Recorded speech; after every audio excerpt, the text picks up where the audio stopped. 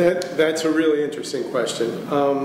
I just always wanted to be a veterinarian. If you talk to my mother, she'd tell you that I wanted to be a veterinarian from birth. But I mean, I remember as 8 years of age, I wanted to be a veterinarian. And I grew up in the 50s and 60s. I was around a lot of people who owned all different kinds of animals. I mean, even chimpanzees and golden tamarins, which I think are called marmoset snail. But they were, people owned a lot of exotics, and I was just fascinated by all of them, the diversity, the way they interacted, and the way people interacted with their pets. We did grow up with dogs. I didn't grow up with cats really until I got into veterinary school.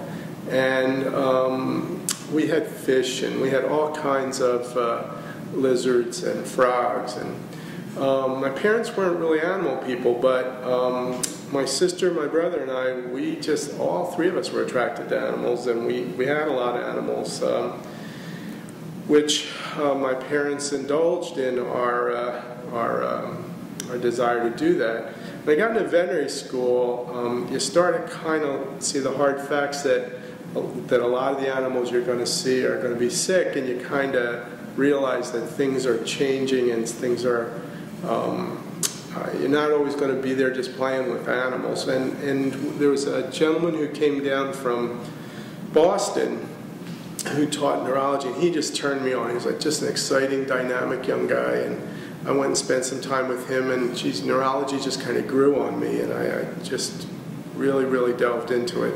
Heavy duty. I did some training in New York, and then training in at Penn, where I did my residency, and I was an instructor.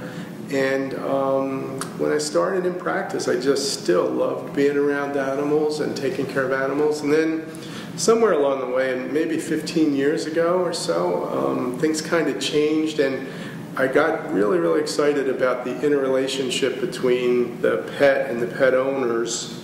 And that's really for me, I think that's the most exciting thing. It's not that, I mean, every day we do all our exams and stuff on the floor. I sit on the floor with the pet and kind of connect with them, and I'm used to doing that because I've done it for a long time.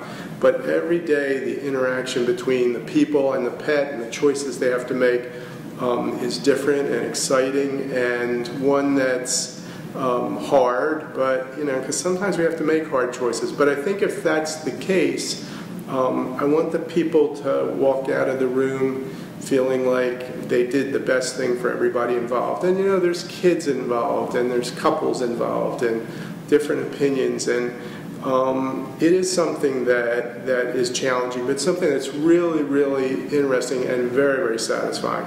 And even today, I mean, as long as I've been doing this, I have to tell you, I come in and I have a great time in the exam room every day, and the day flies by. I mean, I look at my watch and it's overtime, and I don't know where the day went. I mean, it's just that much fun to be involved in people's lives where they're so passionate about their pets, and I play a significant role in that passion. I couldn't think of doing anything else, and never would look back and think I made a bad choice. Everything here has still been fun, and things have changed, but it's still the most attractive profession that I think there is for me, for sure.